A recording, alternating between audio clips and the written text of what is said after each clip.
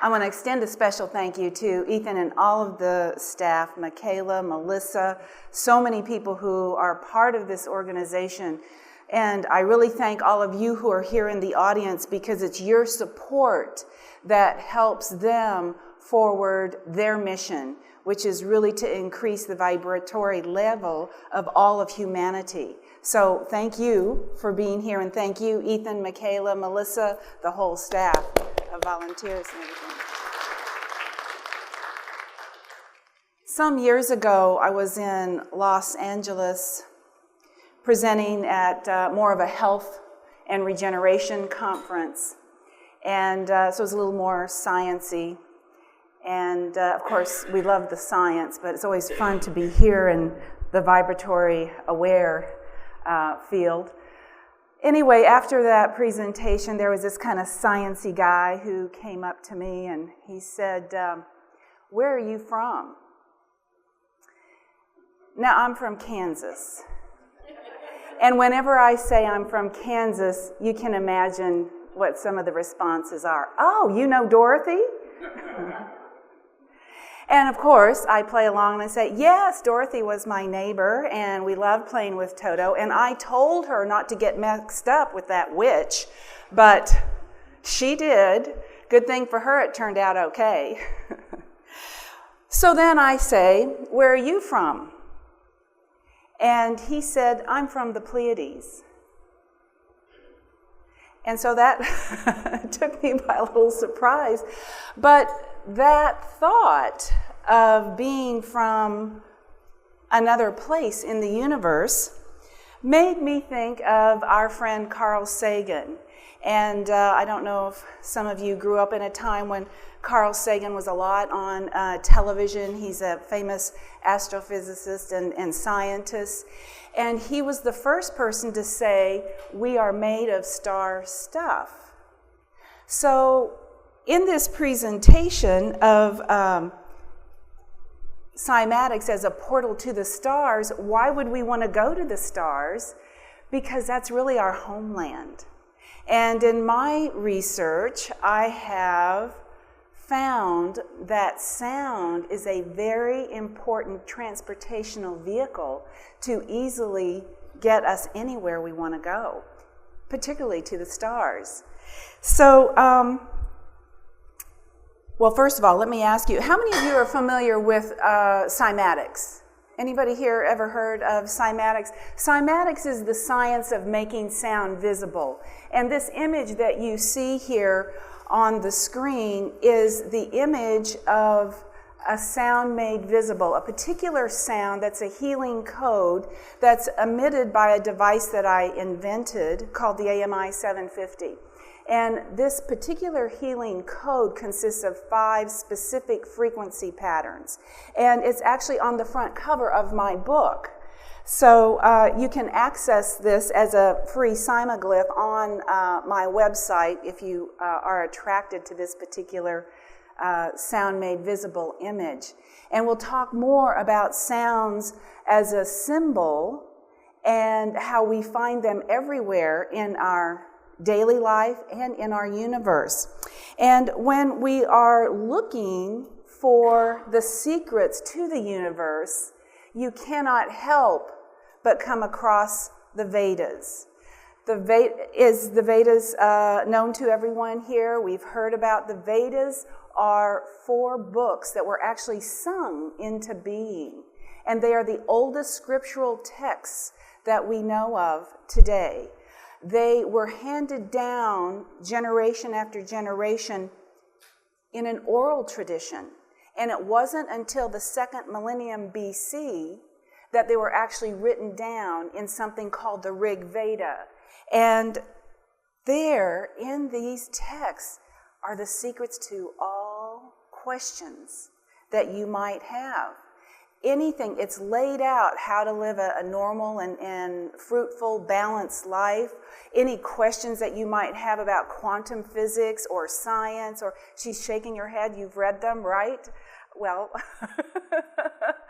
not too many people have read them because they are written in an ancient script. But we're going to talk about the Vedic tradition, because in these books are the secrets of the universe.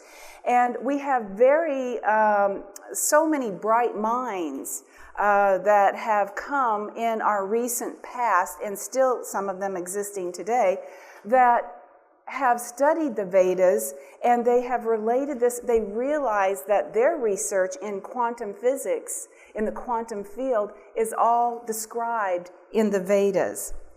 And in the Vedas, that's really important to the everyday person, for those of us who just want to have a really nice, balanced, harmonious life. They give the secret in one simple word. Just one word is all we have to know to have a really fruitful, painless, happy, abundant life. And we can actually go anywhere we want to by knowing this one word. Can anybody guess what it might be? Meditation. If we meditate, we can go anywhere we want to. We can have anything that our heart desires. But meditation, how many of you, I've heard of that meditation thing and I'm not interested. I've tried meditation and I can't do it. I can't sit still long. I'm too busy. I don't know how. So I am going to show you today, in this brief time that we have together, 3 possibilities that are very easily accessed by all to help you meditate and get on your path to transformation, so that you can go anywhere, to the store without pain, to a conference like this and be fully aware and absorb all the information. Because let's face it, when we're in pain, we're not fully able to take everything in. Or you can go to the stars with these techniques. It's the great Jesuit scientist Pierre Teilhard de Chardin who said, we are not human beings having a spiritual experience, we are spiritual beings having a human experience.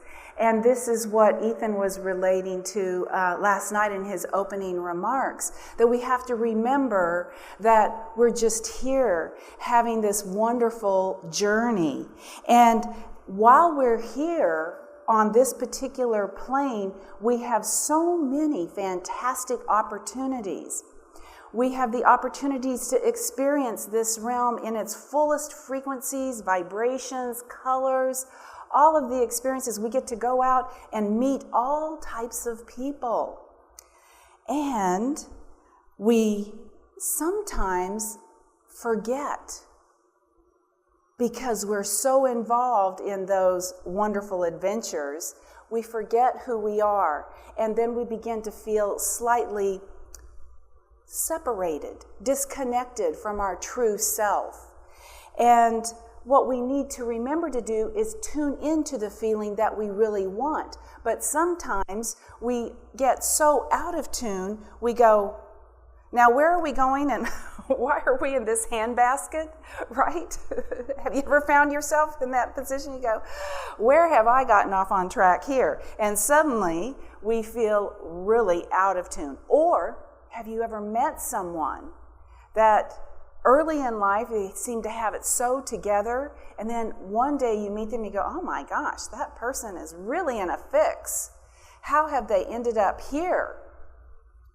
They have gone from this really wonderful centered state to what we call survival mode. And in survival mode, we have these feelings of stress and anxiety. Our breathing is short and rapid. We aren't fully expanding and having this in-breath and out-breath to relax us. We're actually holding our breath. And we walk through life like this. And you can tell people like this who just sit in the parking lot of a grocery store. You see them, they're very tight. And so these are people who are showing signs of being in survival mode. They've certainly forgot. And, these people will say that they just are trying to make it through the day. They just can't think past 24 hours because that's too much. They're too much in overwhelm. Everything is urgent. They feel utterly hopeless, and they feel like they're the only one who can do the job because they're the only one who can do it correctly, right? They push others away and say, no, just get out of my way. I'm going to do this. I'm going to accomplish this. And pretty soon they're just on this downward spiral. And you see that they are reacting rather than responding. Because when we are in this downward spiral of forgetting who we really are, our true interconnectedness, then we react rather than respond. We react to our loved ones, and usually when we're feeling this separation, when we're feeling great emotional or physical pain, the people who are closest to us are the ones we take it out on the most. Our people who we love, the people who love us. So we need to be mindful that this is part of the process, particularly when you see a person, we see them every day, right? When you go to the store and someone's cranky and irritable, or somebody cuts you off in traffic, those are people who are feeling the pain of separation. And so how do we get back to balance? Who cares about going to the stars? What about me today, right? How am I going to take care of me? How am I going to, what am I doing? Am I eating right? Because when we're stressed out, our prefrontal cortex slips and we go back into that reptilian brain. And that's where we're just on automatic pilot. We're eating whatever's in front of us. We're not making those good decisions. We're not taking time. When we're stressed out, we make hasty decisions. And most of the time, those aren't the best decisions that we can make. So we have to ask ourselves, when was the last time I took some time for me? When is the last time that I paused and I looked at, what am I eating? What is my exercise routine? Am I walking? Am I dancing? Where can I get 5 minutes just for me? How can I get my life back? And then maybe I'll think about going to the stars.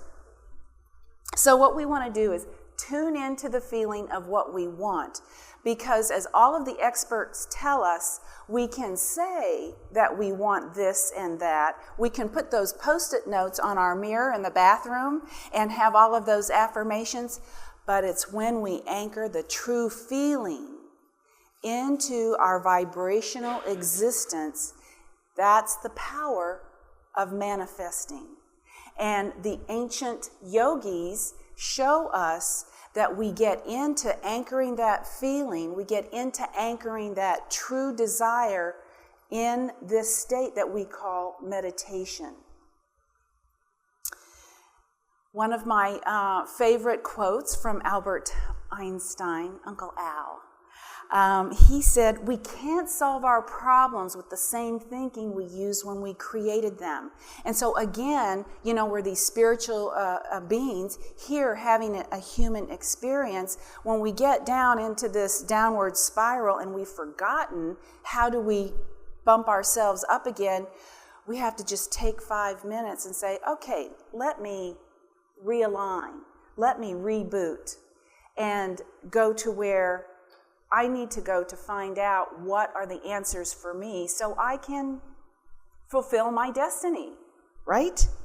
So we have to go to this new paradigm, this new place of where, who told us that we were supposed to get old and decline and we're destined to feel achy and crickety and, I ran into someone recently at a store who I grew up with in my small town in Kansas. And I said, "Oh, how are you doing? It's been decades since I've seen you." And she's, "Oh, I'm doing okay. I got a little arthritis." I go, "Oh, wow. That is a mindset. Every time you say something like that, that's another, bump, nail into that fence of saying, yes, she's got arthritis. So she's affirming that not only to me, somebody who she hasn't seen in decades, but she's also affirming that to her whole vibratory field. And you, so great to be here because you all understand that, right? Is there anybody here that doesn't understand that when you say something, that really implants it further into your vibrational field? So my study, my research is all about sound and vibration, because it's the fastest way that I have found. The techniques that are around therapeutic sound that we're really clear on, that resonates with us, is the fastest way to balance and harmony. And in this particular presentation, we're going to focus on hearing, on listening, on remembering our sound to carry us home, whether that's in the stars or whether that's home where you feel right here in this place on planet Earth. We're going to show you in my research different techniques that between 1 and 30 minutes you can access these states of meditation. You will feel powerful. You will feel realigned. And it's just, sound is so profound. We will go from this to this in just 5 minutes. Why in 5 minutes? Because we're busy and we've got things to do, right? So this is our society. We all have so many things to do. We've got to get on with it. So what are the tips? What are the techniques that we can incorporate into our lives to get it done? Because you have your own destiny to fulfill. So I'm so excited to be here to share with you the energy research that I have done using sound in the auric field, using sound in the physical field, and we will transform using these techniques. So I'm going to first of all show you an ancient technique from the Vedic tradition where it's just a 1 minute you can use anywhere that you are. Whether you're in your car, whether you're in the shower, whether you're at your desk at work, this 1 minute technique works every time. I'm going to show you a 30-minute technique where we use today's advanced sound technology for those people who really need to flip the switch and get that really strong entrainment to health and positive mental attitude. We're going to show you a 30-minute technique and the research behind that. And then we're going to use the vibrational symbols. You know, we have sound symbols everywhere. For those people who have developed their ability to see in the field, a lot of them will that they see symbols in the auric field, the biofield of people. Is Barb in here by chance? Barb Morey? Ask her next time you see her, does she see symbols? Many people who have the gift of sight will see symbols. And if you look for symbols in our daily life, we have the green light, the red light. Those are color symbols. We have the stop sign. We have the one-way sign. Right? We have that arrow on our computer that goes up or down. So we're used to looking at symbols, but if you decide that you want to really get into looking at the vibrational symbols in the fields around us, you can develop that muscle. You can develop that within yourself to be able to see that. And so we'll use a sound symbol that in 5 minutes really does some amazing transformation. In the Vedic tradition, we're going to go back to our oldest scriptural texts. And as I mentioned, they have been traced back really thousands of years. And it wasn't until the 2nd millennium BC that we see they're actually written down in text form. And we find that in a lot of today's research in science, that they're relating the principles that are found in the Vedas. So it's kind of like, what we've known innately all along. what we have known spiritually, somewhere within our being, it's now being proven through all of our scientific journals, the neuroscience, the brain, all of the things that we've studied. But in the Vedic tradition, they talk about the Saptarishis in the star field. These are the protectors of our universe. And so these 7 rishis, the 7 wise ones who are the protector of our universe in our planetary system, this is a configuration in Ursa Major, for those of you who aren't familiar with astronomy.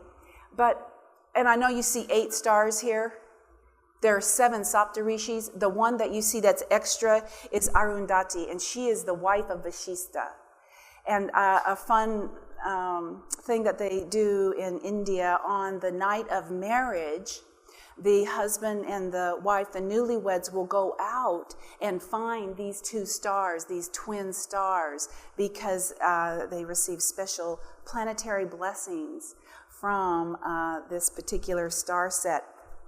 But anyway, in the Vedic tradition, this is where the knowledge gets funneled in through our planetary cosmos. And what I want to jump to today, which is really very interesting because now, science is proving the Vedas. We have the science of cymatics, which is the science of making sound visible. And this is Dr. Hans Jenny. He was a Swiss medical doctor and natural scientist. And I'm sharing him with you today because he's the first person in our time frame that took technology to make sound visible. And as we progress through this particular presentation, even though you see his ability to take technology and make sound visible, and the research that I have done, you will see symbols everywhere. When you go to your churches, your temples, your synagogues, you will see symbols represented through these cymatic sound made visible images everywhere. So these are vibratory signatures that are sending vibrations to you. So how it's made today is, when you go online, you can Google cymatics, and you can see a lot of what we call it DIY. You can do this at home and make your own cymatic experiment. And this is really great to help teach children the importance of sound and vibration, how the vibration affects us. Because when they make an ugly sound, it doesn't look so pretty. And when they make a really beautiful sound, it's just like Dr. Emoto. Is everyone familiar with Dr. Emoto's messages from water, and how the really beautiful water images from love and gratitude, and even he did Sanskrit prayers, have this beautiful, it looks like exquisite jewelry. And so it's the same way with the cymatic images, and this is really great to increase the public's awareness as the power of sound. And so that the next time that you hear, your child or your grandchild or some child say name calling or bullying or if you could show them the power that sound has on human physiology, it's a tremendous gift. So go online, you can see lots of do-it-yourself experiments. But today, what we're going to show you are images that were produced in high resolution in a controlled laboratory setting. So this is called the CymaScope. A colleague of mine invented this. His name is John Reed, and he lives in the UK. And so in the laboratory setting, we control the temperature. We control just about everything. So the do-it-yourself ones, sometimes, you can't replicate those experiments, but in the controlled settings, we take out as many variables as possible so that we can get and repeat those particular experiments.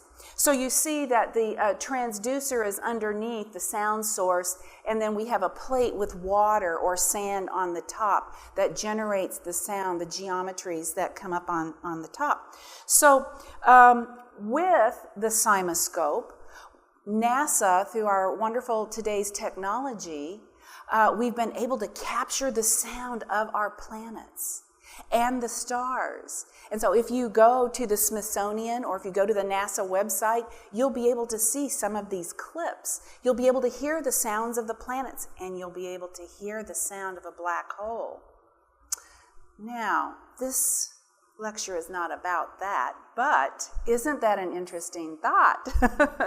So what I'm going to show you right now is the sounds of our Earth star. Our Earth star is our sun, which we get wonderful radiant energy from. And so the NASA file was sent to John Reed, my colleague in the UK, and he made the sound of the sun visible. And we're going to watch that right now. You can see the geometry, and we might be able to hear some of it too.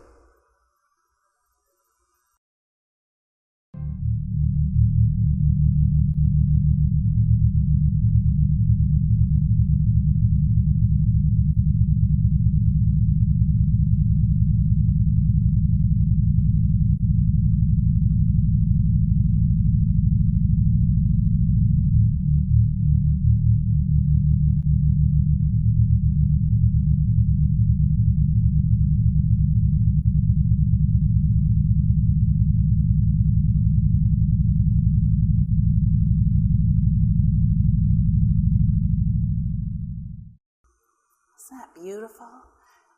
Anybody have a response to that? Yeah, it's just really so, really sending messages to us. So anyway, you can find this on the Smithsonian website or email me, and if you'd like to find it again. But the point I'm trying to make is that in the Vedas, all of our science today is proving what is written there. And the texts are quite voluminous, and I invite you to read them or read translations of them, because it's absolutely fascinating with, your diet, your exercise, how to engage with your neighbor, how to achieve states of meditation. It's all written out there.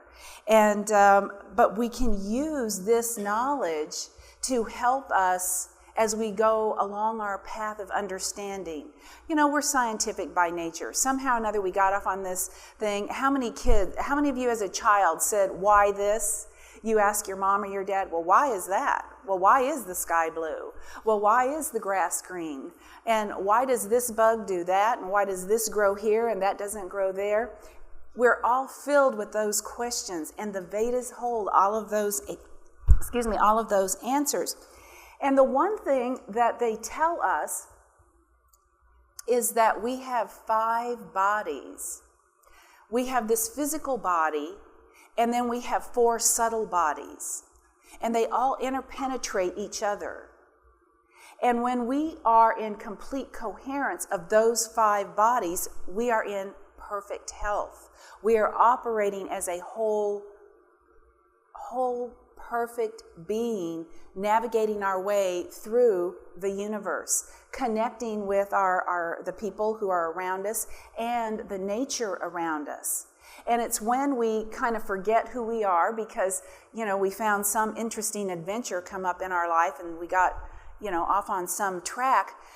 When we find ourselves that we're in some maybe emotional pain or some physical injury has happened, we go, why did this happen to me? Why did that car run into me? When we are not in coherence, that's the goal, that we want to get back to those states.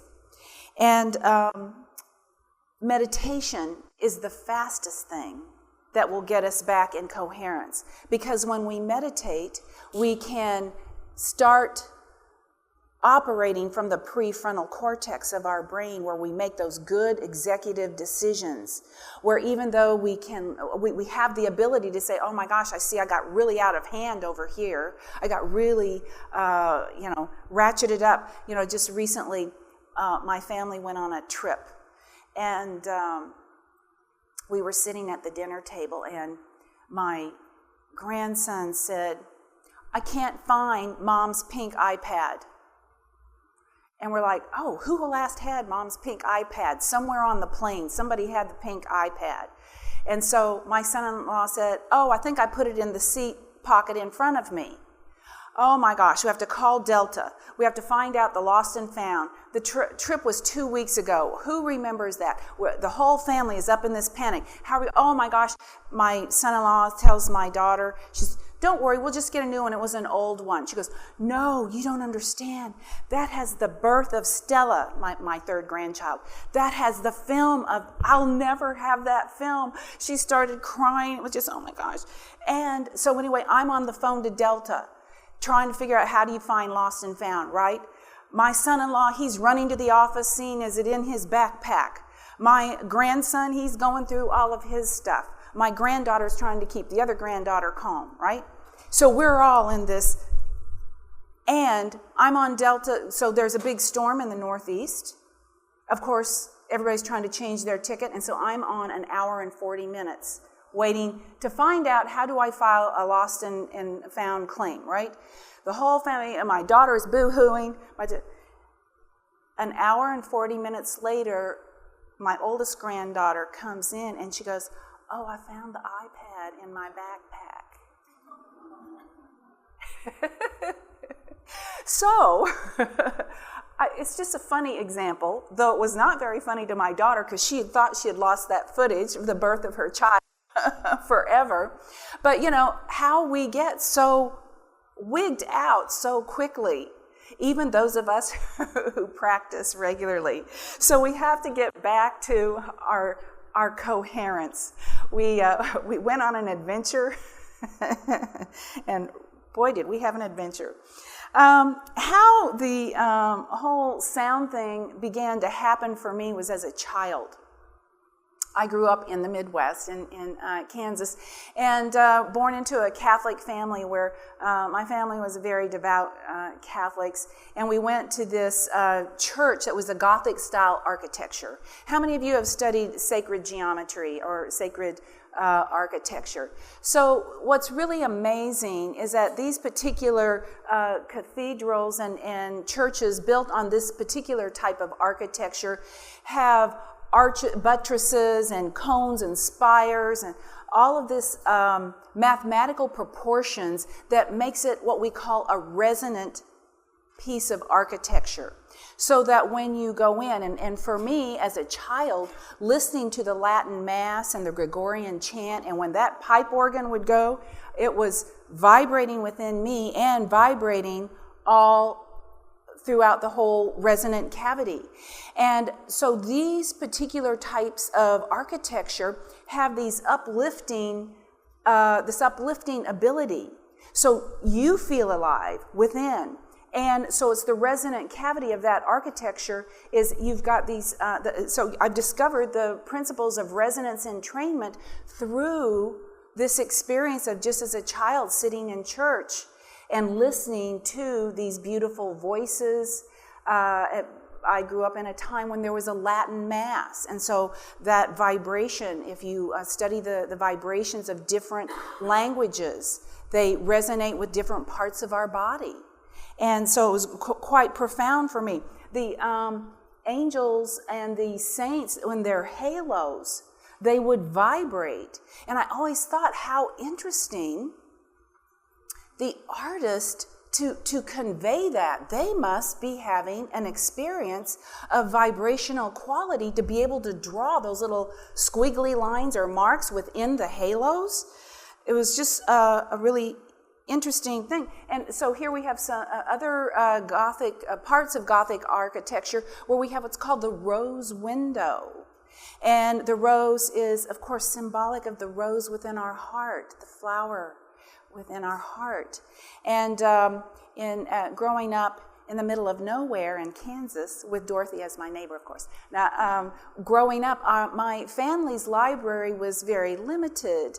And so I read the lives of St. Teresa of Avila and St. Catherine of Siena and St. Francis and St. Rose of Lima. And so all of these have, these mystic saints, those and more, as you read about them, they have the symbol of the flower within the heart, and they talk about a specific flower opening and how in their mystical experiences they could actually smell fragrances. Our Lady of Guadalupe, if you've studied her, the people who really tuned in to that experience, they had not only the feeling of the great love of the Divine Mother, but they could actually smell the scent of roses.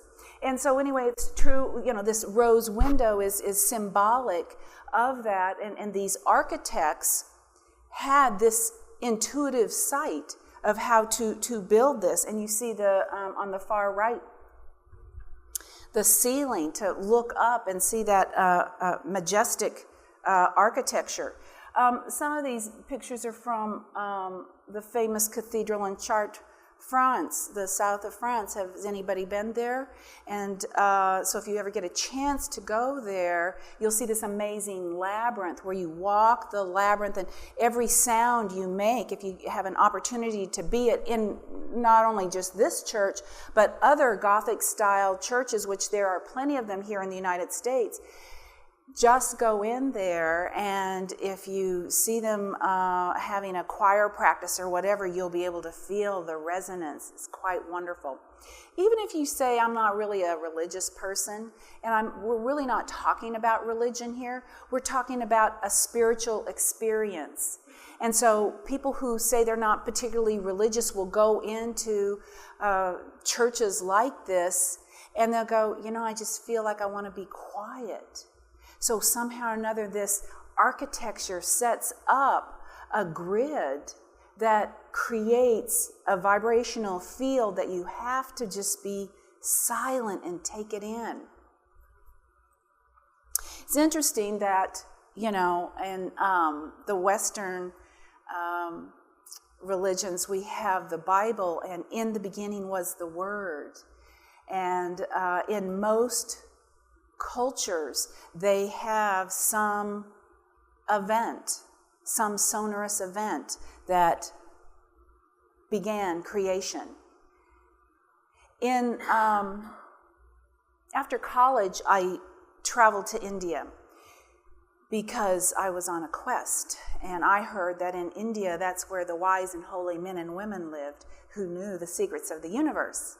So I went to India to check that out and see what I could find. And when I was there, I found more resonant architecture that was built on different types of logarithms and mathematic proportions, and very ornate, and the ceilings, these domes. So you see the domes. Let's see, I'm trying to get the pointer. So you see this dome right here. On the inside, it looks like this. And actually, the spokes are what we call deities. The deities have musical instruments in their hands, signifying that there's a vibrational, a musical quality. And when you are in one of these temples and you stand underneath this dome, you feel a sonic realignment. Now, there is a resurgence of this type of architecture in the Hindu culture. They don't want to lose this type of art, this craft.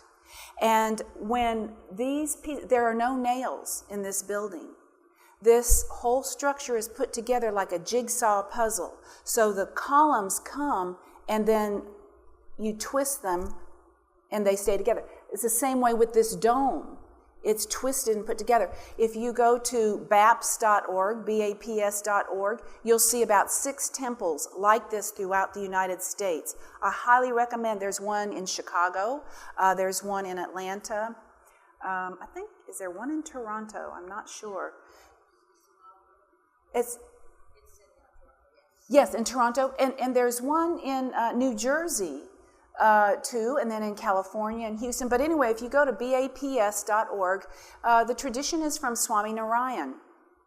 And they're, in the Indian culture, they're very much into sound and music. Not just mantras, not just the language, but also the music. And the music in the Hindu culture, in the Vedas, they talk about it as being Gandharva Ved. From the Vedic tradition, there is the sound of the heavens, and it's the ragas. There's morning ragas, there are afternoon, evening ragas. There's sound, and these sounds, these musical compositions correspond with what's going on in nature.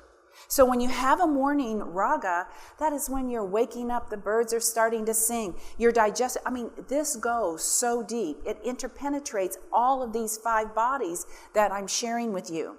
It's not only the mind and the higher mind, not only the spiritual aspect, but also the physical body. Because in the morning we wake up and we're starting to do that morning dance where our digestive system starts going, okay, let's wake up and move forward. Where our mental state is going, okay, let me take a look at the day and what's happening here. What do I need to do? It's just a really fabulous study to even take a little peek into the Vedic tradition. So back to the temples, you can't help but feel something when you go into these temples. Now, when you go to the temple, if there are a lot of people there, it's just like anywhere in a public place where there are a lot of people gathering. There's lots of energies. Have you heard that our energy field expands 70 feet? That a lot of people who can sense energy or test energy, you can go out 70 feet and you can do that with dowsing rods or pendulums. Some people who have the gift to feel, they can back up and feel. So when you go to a place like this and there are a lot of people there, and some of them are just tourists, they go, oh wow, isn't this great? And you want to tune into the finer principles of this architecture, go when there aren't very many people, and you'll really get it. I'm not saying that you won't get it with a whole bunch of people there, but you will really get it if you can go at a time when there's not so much, so many other people there. So you can see the mathematical grid. You have to feel this. There's no way, and the whole principle of this is written down in the Vedas under the text of Vastu Shastra. Now, this is similar to Feng Shui. Has anybody heard of Feng Shui? Is more popular in our country. So this is the art of construction, the art of architecture, of how you build things, of how you place things. I showed you the pictures of Chartres Cathedral, and if you look at a lot of churches, they're built on old pagan sites. And those were aligned with, like Chartres Cathedral is aligned with Virgo, the constellation for the Virgin. So that church was dedicated to the Divine Mother, or the Blessed Mother if you're in the Catholic tradition, but the Divine Feminine. And so if you go there on June 21st, the longest day of the year, you will see the sun come in a particular portal and hit a tiny little brass plate and light up the whole place.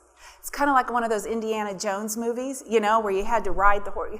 I forget which one that was, but they had to wait and see where the entry to the temple was, when it was just the right, was that the Temple of Doom? Where the light had to shine just right to give them the access. And so it's with this, the Vastu Shastra, that they tell you in the Vedic tradition how to position your house, how to position a temple, where to put your bed, where to put your kitchen. It's really phenomenal. And so what we want to do is we want to work with the energies, a natural state of harmony. Here are some couple of temples from India, and so there are some really fantastic temple tours in India. I've led a few myself. But if you look here, let's see, right here. So the symbology is everywhere. So here you see 3 tiers. So this is representative of the 3 states of consciousness: the waking, the dream, and the deep sleep consciousness. It's also indicative of the 3 levels of the Raja, the Sattvic, the Tamasic states of being. Or states of mental thought. If you see here, you see kind of like a pagoda.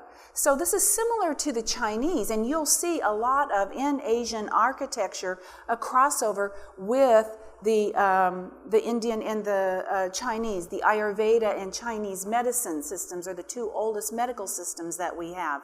So you'll see some hints, some symbols, if you know how to read them. And of course, they're all built upon planetary alignments. And so with this planetary alignment, these temples, and here you see one set of temples built along this grid line in India. And in another part of India, they have what they call the Navagraha temples. And these are temples to the 9 planets. And there's a whole temple tour that you can go there on certain days and feel certain vibrations. So the Vedic text is so phenomenal that it aligns all of these, from the stars to the planet to our own bodies. These subtle bodies and the physical body. And when we get really quiet, particularly in states of meditation, you can feel this. So that's why it's important to meditate, even if it's just for 1 minute. And we're going to get to the 1 minute meditation in just a bit. So, but the point is that just by walking into these temples, you will feel a sensation of like something shifting here. And if you can sit there for even just 15 minutes, it is really powerful. If you can find a time when the priest or someone is chanting the prayers of that particular time, they chant prayers in the morning, at noon, in the afternoon, in the evening, and you can then feel the resonance of the prayer bounce off this architecture. So it's so powerful. This one I think is from the one in New Jersey. Anyway, so in these temples we have what's called sound symbols, symbols of sound. So I showed you Dr. Hans Jenny's, his modern day cymatics experiments, right? Well, if we look back through time, in particularly our churches and our temples, we'll see sound symbols carved there. Carved in the stone or created in metal plates. This particular one is the Sri Yantra. And when, again, as I mentioned, if you go into one of these temples when there's a prayer being said, this will be activated within you, within different parts of your body. Because in the Vedic tradition, they say that our human body is a musical instrument. And we have 3 main strings. The Sushumna, which is like the spinal cord, and then the Ida and the Pingala that go, and if you've ever seen the caduceus, so these are the 2 paths of the positive and the negative influences that crisscross at each of the places that we've become aware of, called the chakras. And as the body is a human instrument, those are the 3 main chords. So we want to get those in tune, but sometimes it's a little difficult because those are big strings to get in tune. So what we see is that each of our 3 strings control 72 other strings. So if you've ever seen, here's my representation of all of these strings within the body that can be tuned, and they are all associated with what they call the 72,000 nadis, which are the nerve endings. And these exist not only in the physical body, but definitely in the subtle bodies as well. They interpenetrate each other. So they say that the cosmic energy cascades down through the crown chakra into these other vortices that we know of as the chakras and pool up there. And we know that when we're blocked in those areas, that's where we need to go to work. But how do we go to work in that area? I'm going to show you through sound. The amazing thing is that the upper centers vibrate with each thought or word.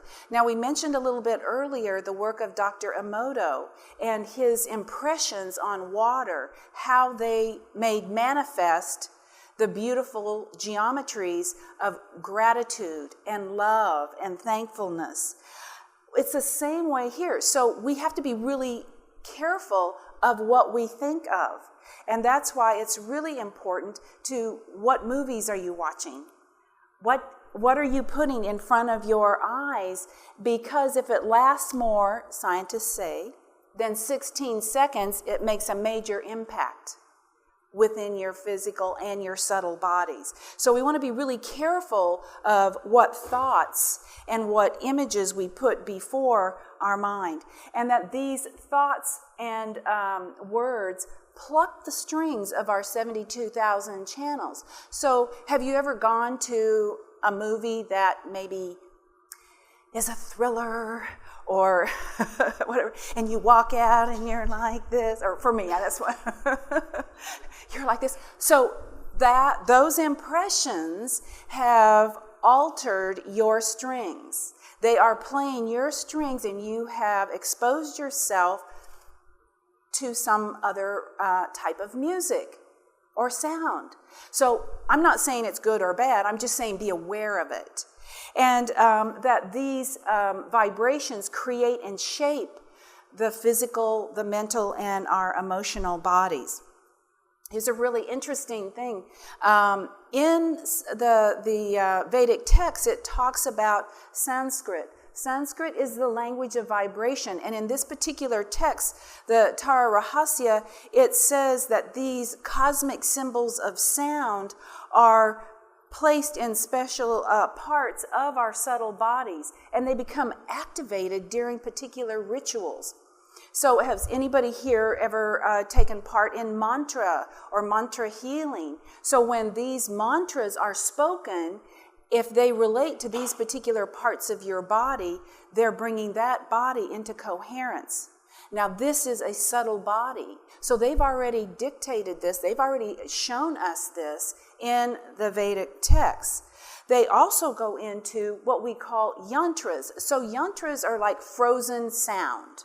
We call them cymatic images today, but in the ancient tradition, they call them yantras.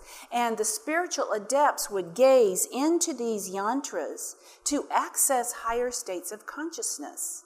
They would sit and meditate, just gaze, looking at these. We may or may not know what these Sanskrit alphabet letters mean, but as we gaze into the heart of them, it's very interesting that the center of the most important part of it is what we call Om. And we'll talk about Om just a bit more. But these particular yantras are the great Mrityunjaya mantra, which is the great healing mantra. And if you get a good recording of this of someone who really speaks Sanskrit well or says the words well, it's really very powerful.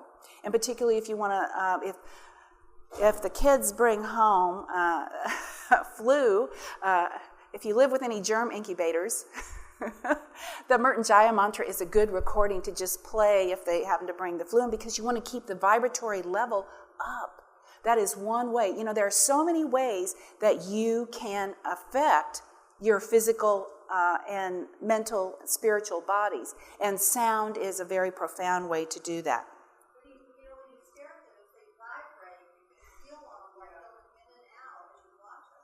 They do, and so you can perfectly understand why the spiritual adepts would just go and sit in front of them for hours, days. They would leave their body.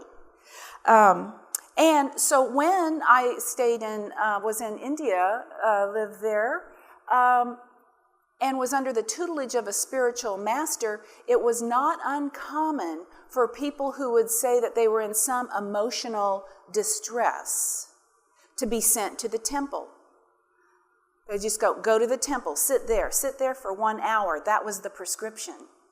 Because once we start working on ourselves, once we do access these places of calm, so I don't want you to be afraid about meditation. I don't want you to think, oh no, I just don't want to do that. I don't like it. I tried it. I don't have time for it. Don't think about that. It's just being calm. Because if you can calm yourself, you will be able to go anywhere you want to. You will be able to manifest your heart's desire. And so when a person was having these disturbing thoughts, because as we start to meditate, our body and mind knows exactly what needs to happen. Little things start moving around, and it's like peeling the onion.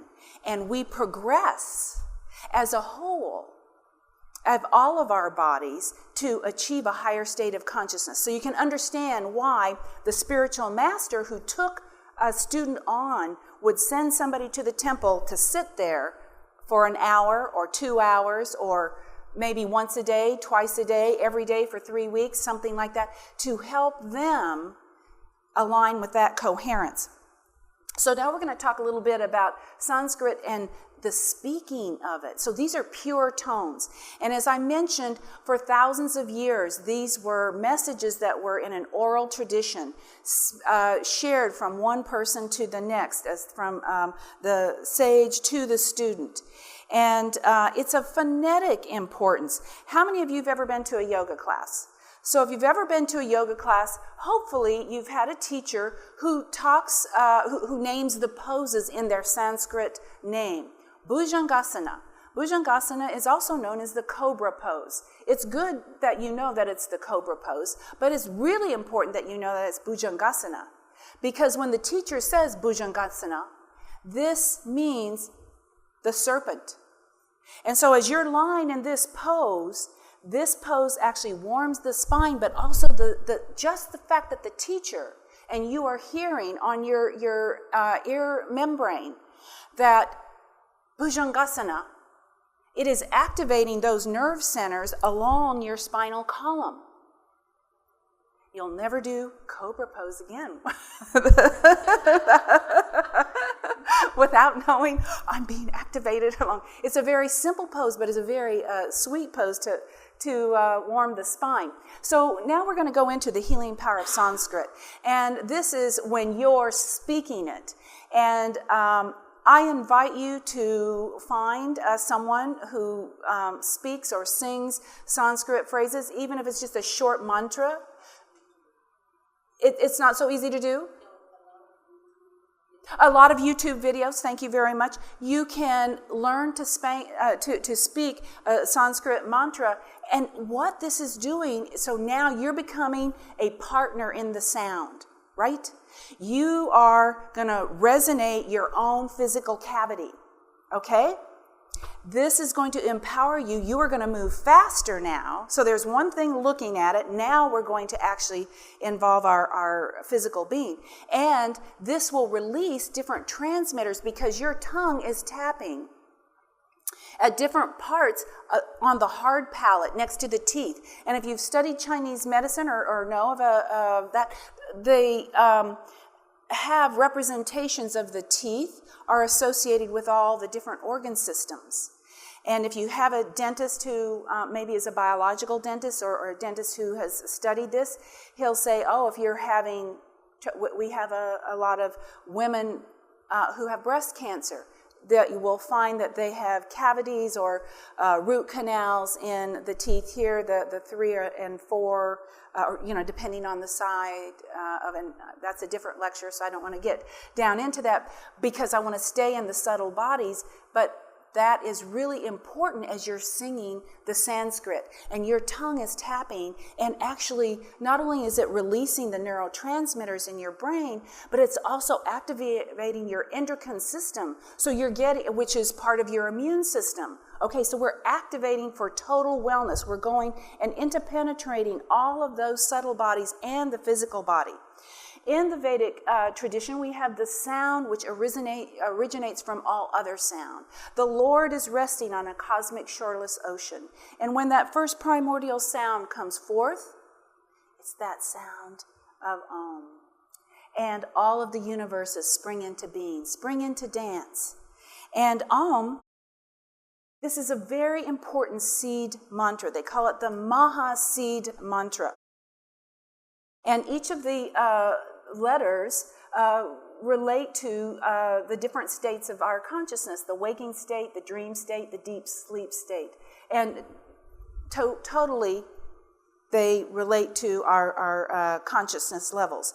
And isn't it interesting that neuroscience is now proving that what the Vedas have said all along? How many studies do we see of they put the monks all on EEG and brain scans and all that, and the gamma waves are really big. We have so much science that is now validating the Vedas, that the benefits of Om chanting, the benefits of meditation, of course it relaxes the body and the mind, but it improves concentration, it improves focus, it reduces our stress and anxiety, because if we're all stressed out, we can't make those really good decisions that are for us.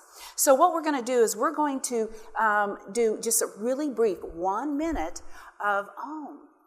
And so what we relate these states to is I want you to be conscious of where it comes from. The ah is a deep, guttural ah that comes down in the navel region. And then the is in the heart region. And the is activating the cranial cavity. You'll feel it in the sinuses, you'll feel it in the crown, the third eye chakra. So what we're going to do is I'd like you to uncross your legs, take your things off your lap, and we're just going to use 60 seconds to Om. And what we're going to do is we're going to all inhale together. Excuse me, we're going to exhale together. We're going to inhale, and then we're going to go through the Om together, and we'll do it 3 times. Okay? So are we all ready? Okay, let's close our eyes and inhale. And exhale. And inhale. In a guttural, low navel area.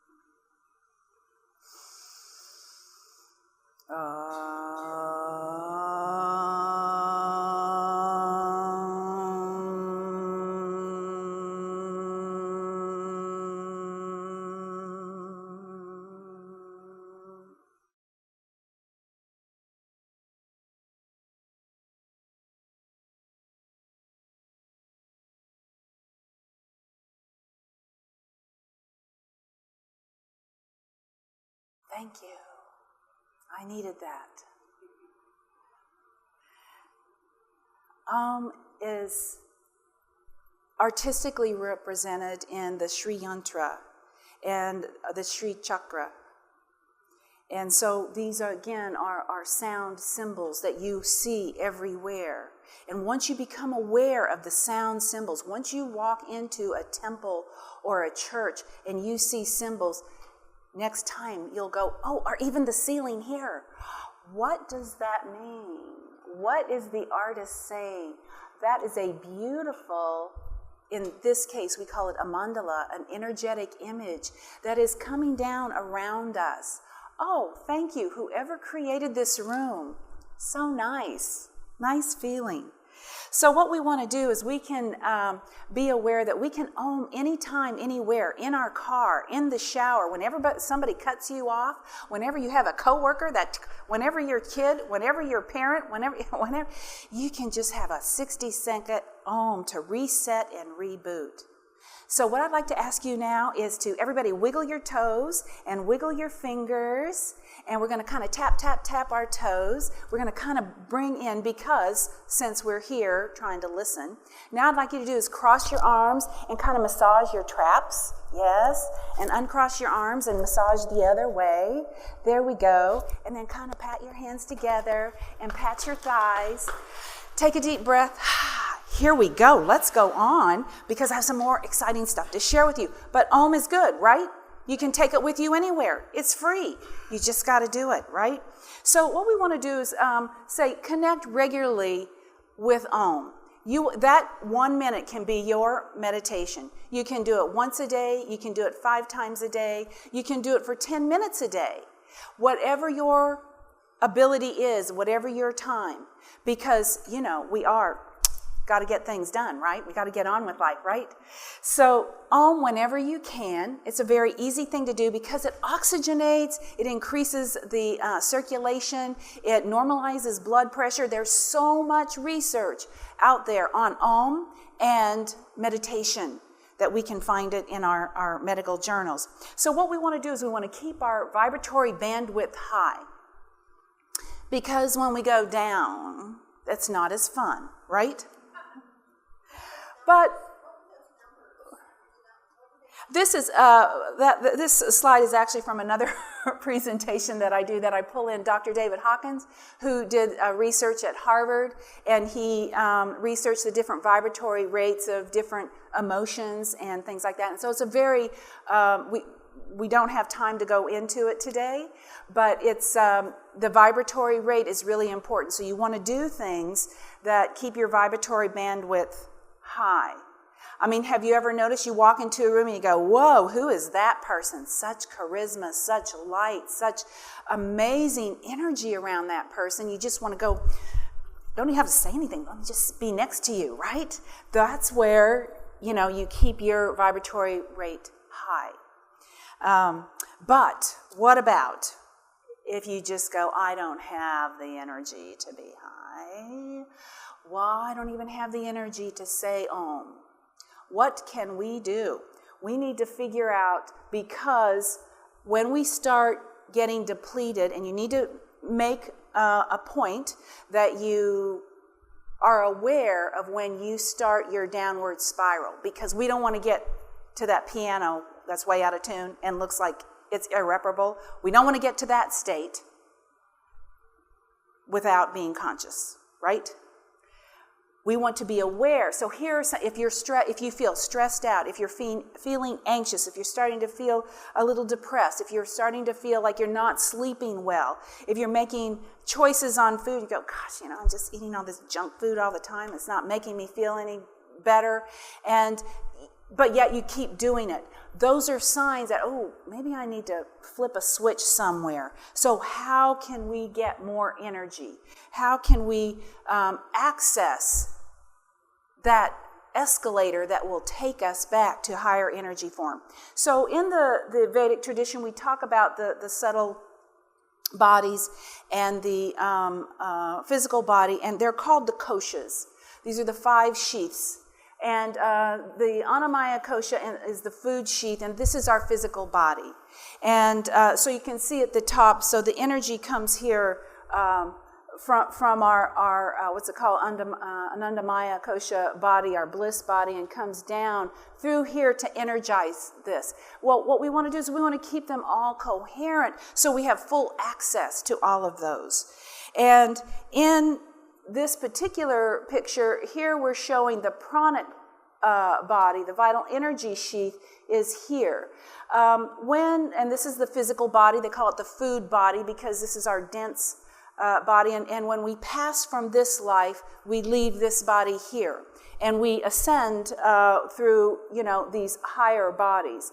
So what we want to do is, this is where this energy feeds this body. we want to do things here with our physical body to not drain the life force, right? We want to help ourselves out. So what we do is we are going to use sound in a different way to really access this body. If you absolutely have no energy, I have done research on and invented a product that will help us with a very targeted approach that in just 30 minutes will reboot, and it's kind of like pushing the blender and it comes out this frothy, wonderful drink, right? This is what we want. And so I'm going back to Dr. Yenny, who created Cymatics, or coined the term Cymatics, and brought this into our time frame of technology. I studied with a British osteopath. His name is Dr. Peter Guy Manners. And he was a British osteopath that had worked with a collaborative group of scientists. And they together came up with this body of work of different frequency patterns for each part of the body. And each code, the code for the liver is 5 frequencies. The code for collagen is 5 frequencies. The code for connective tissue is 5 frequencies. So he found these harmonics and subharmonics that play resonances to these different parts of the body. Now, this certainly made sense to me, because around that time that I met him in 2001, which, by the way, when I met him, he was 97 years old and moved like a 30-year-old. So I wanted to know what he was doing. He said he drank a glass of scotch and ginger every day at 5 o'clock. I tried that. It didn't do anything for me. So I knew it must be his sound frequencies. But anyway, around that time, we had a lot of information coming out about frequencies and the body. It's such an exciting time that we live in. Because of technology, we're able to find these things about the body. We're able to validate everything the Vedas say. So here, another amazing thing that he showed me is that it wasn't listening to the sound, whereas before when I was in the temples and doing it myself or listening to a recording, he was taking an apparatus and applying it to the body. Very interesting. Anyway, I aligned with him. He was having a hard time getting his devices manufactured. So I went and made an alliance with him and carry on his work. Many people, I'm going to go through this very quickly if you want to know more about this, because I want to get to the research, because I think you'll really find it interesting about how we can use the power of sound to harness this energy field and help us when we really need it, when we're really out and we got to, hey, I need to flip a switch and get going the other way. So one of the first questions that people ask about are the frequencies like Rife frequencies. And you know what? They're not. They're in the frequency realm. That's where they share their field, but one is sound and one is electromagnetic. And one destroys pathogens and one supports the body. So the cymatic therapy, the Cyma therapy is what we're using, is kind of like that Om chanting or the Sanskrit chanting. If you ever chant something for 2 hours, you will be buzzed. You will not be tired at all. If you ever have to, stay up all night to finish a project or something, just sit down and chant for 30 minutes. You will be so buzzed. So it's the same way with the Cyma therapy. These are sound frequency programs that give you energy. And so to best try to explain to you, so these are different quintets. There's a special quintet that plays to your liver. There's a special quintet that plays to your adrenals, a special quintet that plays to your thyroid, and etc. And if we go through 5, why would 5 be important? 5 is actually really important to us here on this planet. We have the 5 platonic solids, which everything comes from. I've already shared with you about the 5 subtle bodies. We have the 5 elements of Chinese medicine. We have the 5 senses. We have the 5 stages of mitosis. And if you look at a cross-section of our DNA, it is 5 decagon sets. We have scientists, forward thinkers, pioneers in the field. This is Dr. Tiller, who talks about the geometries and harmonic grids. We talk of Dr. Bruce Lipton, who says, how fast does energy talk to the body? He says energy signals are 100 times more efficient and infinitely faster than any other chemical signaling to the body. So step over pharmaceuticals. Here comes energy medicine, right? And here is an added plus. I love Dr. Lipton's research. He is such a, is anybody here familiar with him? Yes. Isn't he just a great guy? He gives us a tip for people who are in this downward spiral, mentally, emotionally, physically. He says the moment you change your perception is the moment you rewrite your chemistry. So I talked about the Post-it notes on the bathroom. Yes, we need those, but we also need to bring that into the feeling. We need to, our feelings of worthiness, that we deserve to be healthy and abundant, etc. We need to get those cells talking to each other. And they need to be singing a good song. This is such a great, funny thing. It says, hey, let's decide the exact time to release the hormones. And the other cell goes, okay, how about in 10 minutes?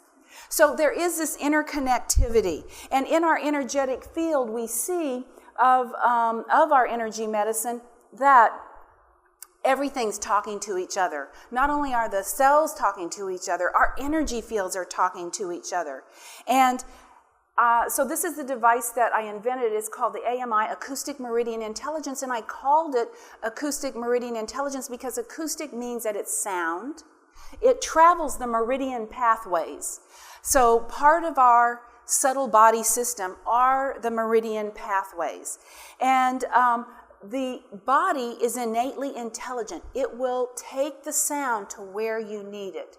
There will be someone who comes in and says, oh, I have terrible back pain. And they'll sit down and put their feet on the device and they'll say, oh, I feel it in my shoulder, not in their back. And we go, oh, well, did you ever injure your shoulder? Go, yeah, I fell off a wagon when I was 6. And or, so the sound knows where to go to start doing its work.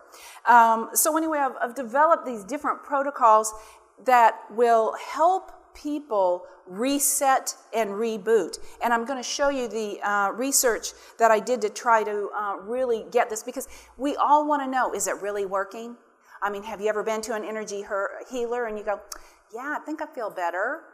I think that's good, yeah. But when you actually see it, you go, oh, wow, that is something. So anyway, I've created a special transducer that this whole plate is vibrating. So it's kind of like this whole energy field is going all the way up through your body. I want to share with you very quickly the work of Dr. Joey Jones. And he was at the University of California in Irvine in the radiology department, and he was really interested in energy fields. But sometimes our traditional universities, you have to be a little scientific, right? So he found out that there were different acupuncture points on the leg that would affect your vision. And so he thought that he would take functional MRI, because already he knew that if you shine a light in the retina, that it would register in the occipital point of the brain, part of the brain. And so he wondered if you activated any of these meridian points, which are supposed to affect the eye, would that do anything? So here's the eye. They shine the light in the eye, and you see it registers on the occipital cortex. Here we see activated on the meridian, the bladder meridian, these vision points, and oh my gosh, it lights up the same part of the brain. Isn't that great? Acupuncture does work, but we all really knew that, didn't we? But now we have the science that validates it. The amazing thing is, can you see this? It took the light 250 milliseconds to make it from here to here. But when we did the meridians, do you see how many zeros are before that 7? So the meridian pathway is far more faster to access this to get results. So I'm going to move a little quickly here, because when we're in pain And sometimes, we're having such a good time here, we forget to watch for the symptoms of what's happening. And so when we start feeling sleepy, we're not sleeping well, we're not sleeping through the night, we wake up in the morning, we're a little cranky, we have brain fog, we, again, making those poor choices and, diet, maybe relationships, and have an upset stomach. So our stresses move into what we call this inflammatory process. And then from the inflammatory process, once it gets to the pain, that's when your body is going, hey. Now, our pharmaceutical approach is that we get a drug, we get a prescription from the doctor that masks the pain. Well, that's kind of like when you're driving your car and the oil light comes on, you put a little Band-Aid over it so you don't have to see it, right? No, we need to get to the underlying cause of the pain. So how do we do that? Oops, going the wrong way here. Oh, sorry. There we go. Okay, so we have taken this device into a lot of, this is actually a chiropractor's office, and we've done research. So here you see pain, inflammation. This is an old sports injury from an athlete that's been nagging for 8 years, and in just 20 minutes, that pain and inflammation is gone. Now this is showing the power of sound. You could do this yourself if you, work that muscle to, use your own sound. But while we're practicing that, this device will help do that. Here is a particular very advanced case that we don't like to see, but this particular woman had tried many things. She was the wife of a chiropractor. If you know chiropractors, a lot of them think outside the box. And so she had already tried nutritional support, nutraceuticals, IVs, lasers, etc., and this condition was not lessening. 6 weeks later, after using the AMI-750, you see this is all calmed down. Here are the lymph nodes. The lymph system is that system to dump the trash, right? We need to help get the junk out of here. So if that's not operating well, in this particular case, it's kind of backed up. In these particular cases, what they do is they go in and cut the lymph nodes out because they're like, oh, they're all jammed up. Let's just get rid of them. It'd be really great if we could just diffuse that, right? So we've also done some work with COPD and torn tendons, have great results with getting better. Immediately people say they get a better quality of sleep. They have improved digestions. Pay attention to your digestive process. If you're going more than a couple of days and eating, I live in the South. We love our fried food. Who's from the South? Yes, we love our fried food, don't we? If you're not processing that very well, then that does create an inflammatory process. So we want you to make sure that you're doing something to help calm that inflammatory process and get back on track, because we don't want a train going the wrong way. So one of the first responses that we have from people is that it will help the digestive process start going the other way.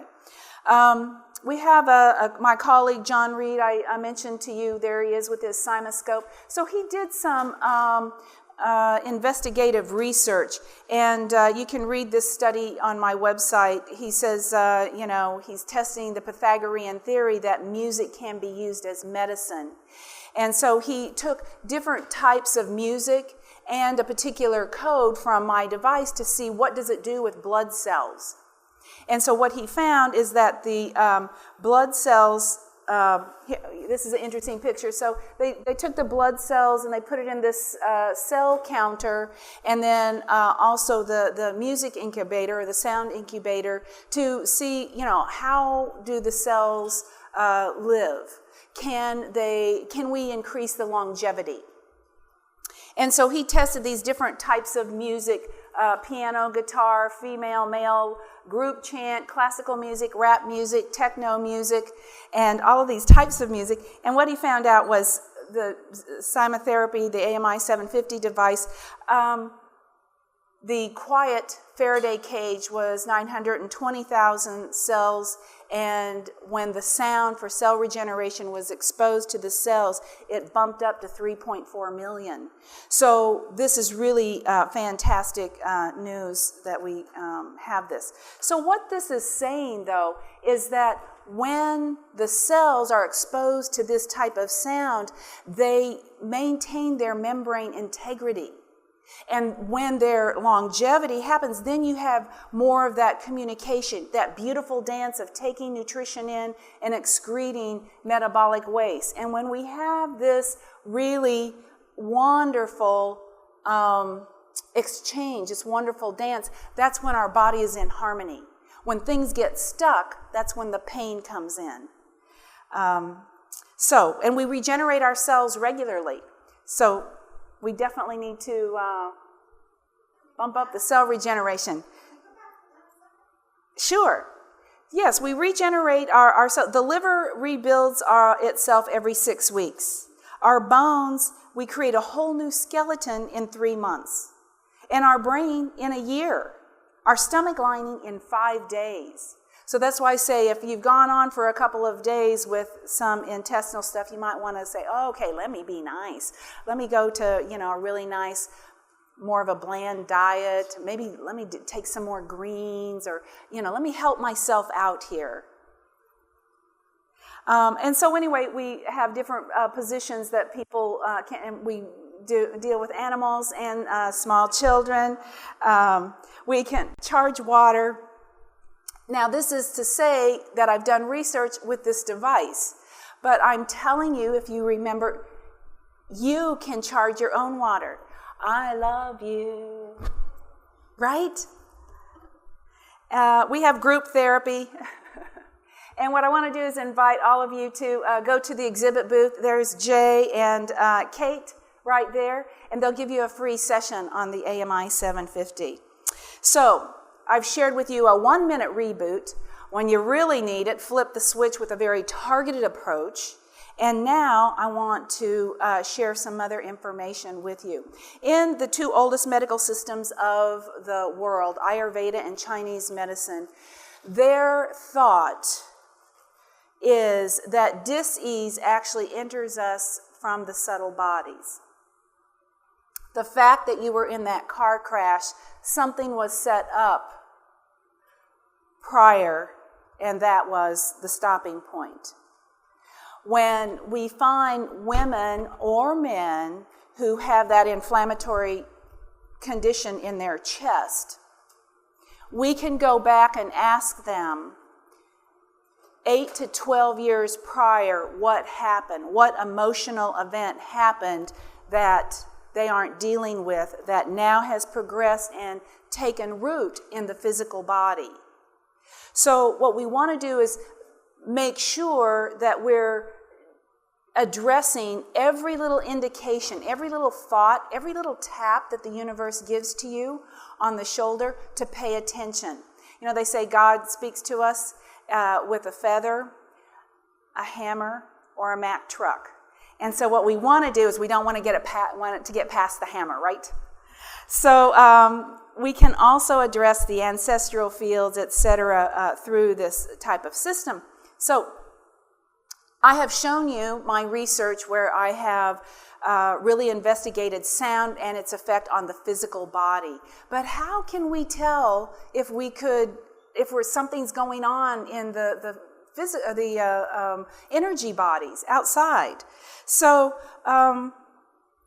there's a device called the GDV, which shows the auric field. And so here we were able to see the shifts in the depleted areas of the liver and the pineal gland. And after a session on the device, you could see them, start to recalibrate. So I had this thought that when people are in a particular cycle, sometimes they get stuck, right? They can't get up and out of it. So my theory is that sound can erase these cellular memories of trauma, and we don't want to be stuck in the pain body. So this came in Kate, who you'll meet at the exhibit booth. she has a sound clinic for veterans that she does on a regular basis. And so there was one, I went to visit it one day, and there was one particular veteran who was coming there, and I was asking what other support they were getting. Do they go to the VA, or what other types of therapies are they using? And like, does talk therapy help? And he goes, absolutely not. I don't want any more talk therapy. I don't need any more talk therapy. When I use my AMI 750, I remember how I used to feel before the traumas of war. And so it made me think, oh, wow, this is really great. If I could help people who are stuck there, who have had such trauma that they just can't move beyond it. They don't want to talk about it anymore. How many times do they need to rip that scab off and go revisit that? If I could help them, kind of give them like a magic carpet up and give them a little distance between there. I'm not saying they don't have to someday deal with that, but I'm saying, what if we could get them out of that cycle, that repetitive cycle? What if we could do that? And then they could get on with fulfilling their life's destiny. And for those of you who have studied pain, there's so much about pain out there. We won't get into it anymore. But there is a chronic cycle, and it's really difficult for people to get out. So my goal, and we actually have a pain-free living initiative that we really want to help people stop that cycle, interrupt it, because so many people are traumatized by PTSD. And you can see the brain scan with and without PTSD. We spend close to $43 billion a year on people who have been diagnosed with PTSD, and that's just the people who've been diagnosed. That's not even the people who really have never gotten a formal diagnosis. So I want to share with you an interesting study that I did with seeing what's going on in the biofield, see what's going on in the energy field around the body. So here's a particular gentleman who is a mechanic, and he's had knee surgery. His knees really bother him. Now, we could get into a whole bunch of things here. He's using his knees a lot. He's probably, do we have any mechanics in the room? So a lot of times these people have to be in an environment where there are a lot of environmental toxins. And so that's coming in. But then there's also the emotional aspect. In this particular case, his mother had just passed from pancreatic cancer, and it was a very turbulent and abusive relationship since childhood. Now, we just have people fill this out on a form. We're not counseling them. We're just saying, hey, what happened to you? What's going on with you? Have you ever had a traumatic event? What's happened to you? So we're just trying to get basic information, and we're not really, when you do research, it's kind of a different thing than being a clinical application. So here you see in his field where, in this particular case, there's a lot of heartbreak and unresolved anger in his heart region. And after the assessment was that there was a 50% reduction in this congestion. So we all know that heart disease is the #1 killer. And so if we could help people with sound to reduce that in just 30 minutes, how wonderful that is. So here he is after this is another scan. So you see on the left-hand side, he's got almost like a muzzle around his mouth. So he couldn't say anything to his mother. There was no interaction, no way to diffuse his feelings. And so here after his session, you see that the muzzle is gone. Here you can see the inflammation in his legs, and then the green color is indicative of more balance. So my thought is, oh my gosh, we can clear this field. We can help people go from here back to here. We can support this pranic body, this life body, instead of always pulling on it and taking from our reserves. What if we could help it and give back a little bit? So then, of course, I want to know, hey, that was in 30 minutes. What about 5 minutes? Can we do it in 5 minutes? That would be great. Let's see. What if we could take the visual and the sound and marry them together, because our brain processes 400 billion bits of information every second. 10 million of that is through the eyes, and 1 million of that is through the skin. What if we could make this a really fast thing, like the spiritual adepts did in the yantras? What if we looked at a healing image? What would that do to us? All right, are you ready?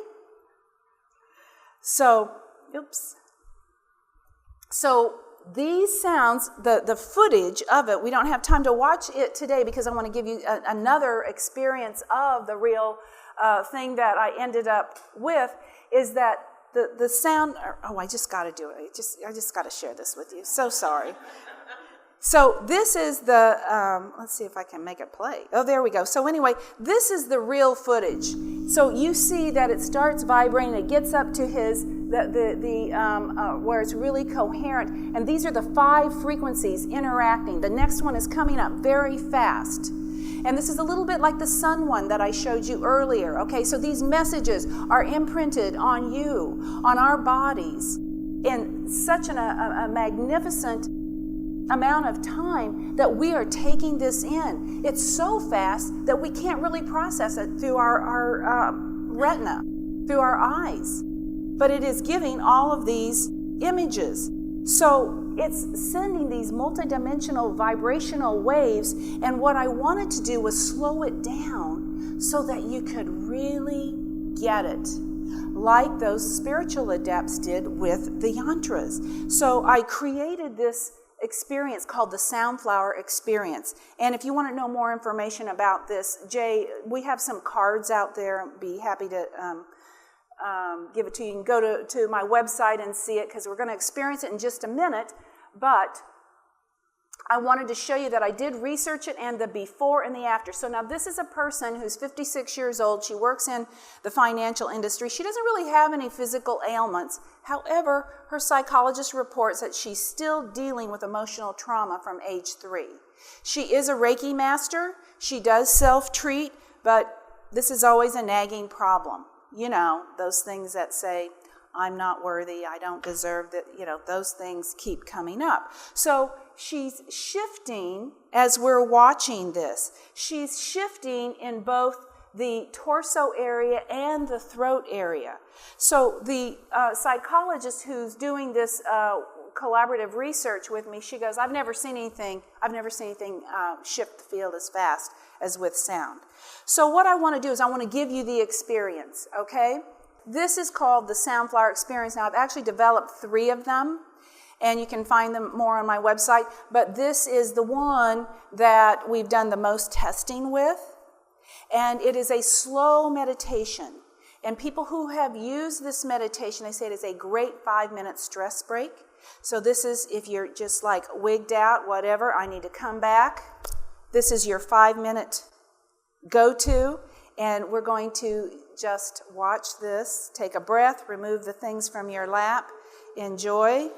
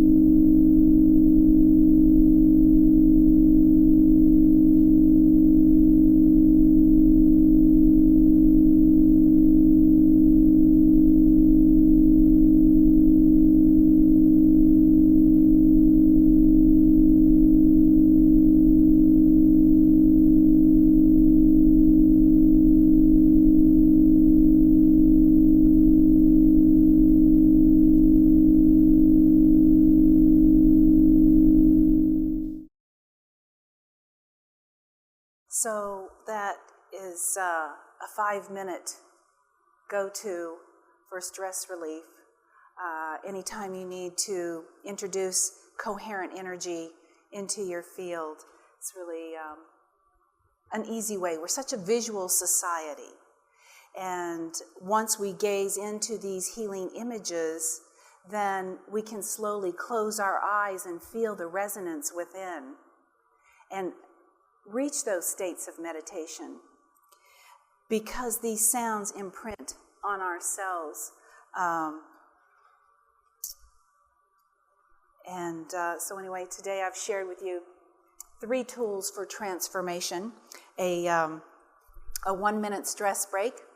It doesn't matter if you chant Om in a different tone or a different phonetic method. The idea is just to do it, just to take a deep breath in, release, let it go. We talked about the AMI 750 and also the Soundflower experience. Tomorrow I'd like to invite you to the Magic Carpet of Sound workshop, where we're going to talk about weaving the sound frequencies together, not only for yourself, but for collective coherence. And that'll be really fun. I want to invite you to go to the website cymatechnologies.com and get your free cymaglyph if you would like.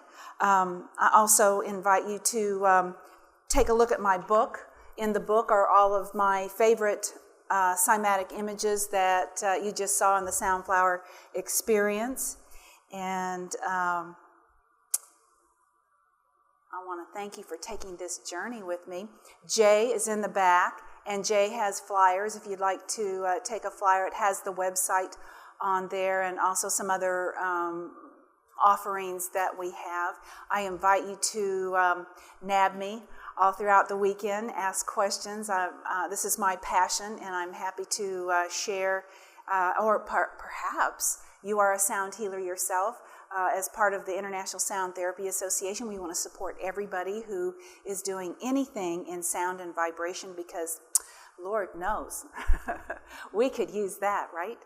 Anyway, thank you so much for being a part of my Portal to Stars today.